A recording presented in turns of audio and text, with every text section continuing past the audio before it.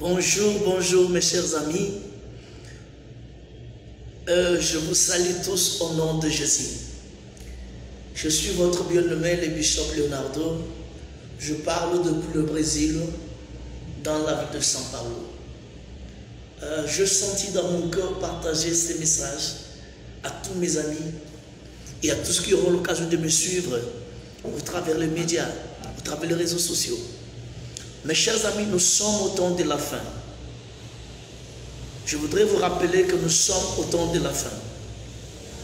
Nous sommes au temps où la Bible promet, au dernier jour, il y aura des choses terribles. Tout ce que nous vivons maintenant, c'est exactement ce que la Bible a promis. Vous vous rendez compte qu'il y a des hommes qui se lèvent, qui se mettent même à dire « Dieu m'a dit ». Dieu m'a dit. Quelqu'un qui commet des bêtises, quelqu'un qui commet des aventures, et puis se dit, Dieu m'a dit. Quel est ce Dieu-là qui peut contredire à sa parole? La seule façon de reconnaître ce que Dieu dit, c'est dans sa parole. Et Dieu ne contredit jamais sa parole. La parole de Dieu, c'est Dieu lui-même. Dieu ne peut jamais se contredire. Je vais donner un exemple. La Bible nous dit, il n'est pas bon que l'homme soit seul. Et vous verrez un jeune homme qui se lève, qui se dit que non, j'avais déjà tout fait. Je t'ai presque marié. Et Dieu m'a dit de stopper. Moi je me demande quel est ce Dieu-là. Ce Dieu-là, c'est vraiment le Dieu qui a créé le ciel et la terre. C'est vraiment le Dieu qui a ressuscité Jésus-Christ d'entre les morts. C'est vraiment ce Dieu-là qui est le créateur de toutes choses. Mes chers amis, soyons sérieux avec Dieu. Je voudrais rappeler que nous sommes tous humains. La Bible dit, tout homme peut tomber.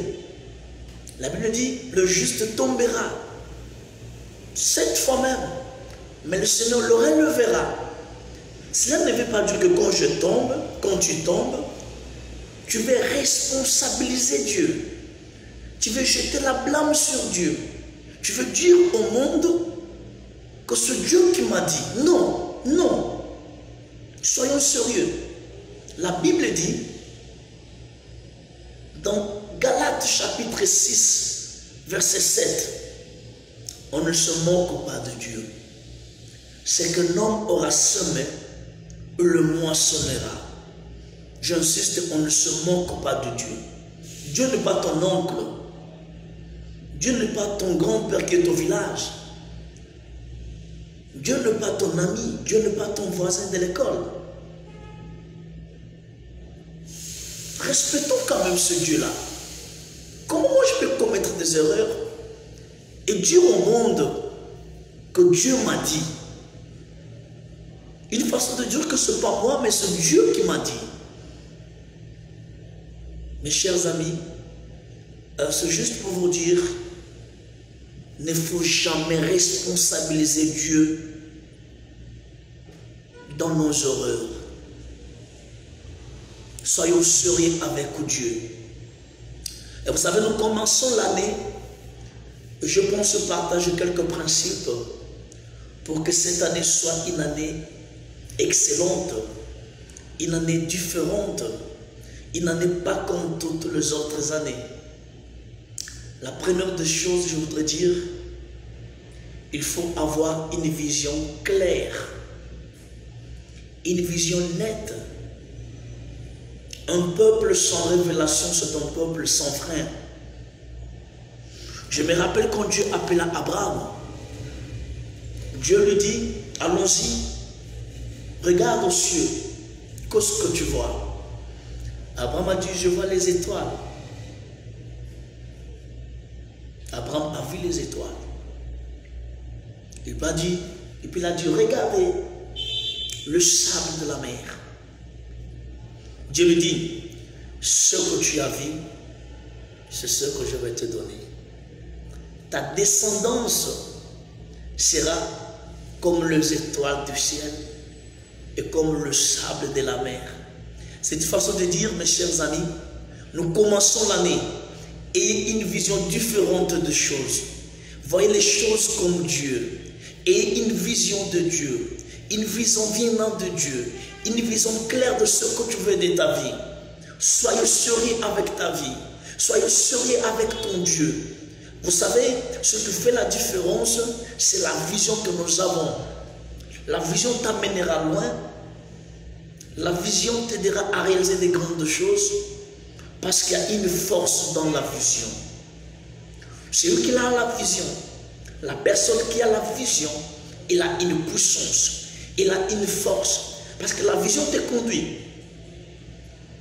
Un aveugle, par exemple, ne saura pas marcher comme un homme qui voit normalement.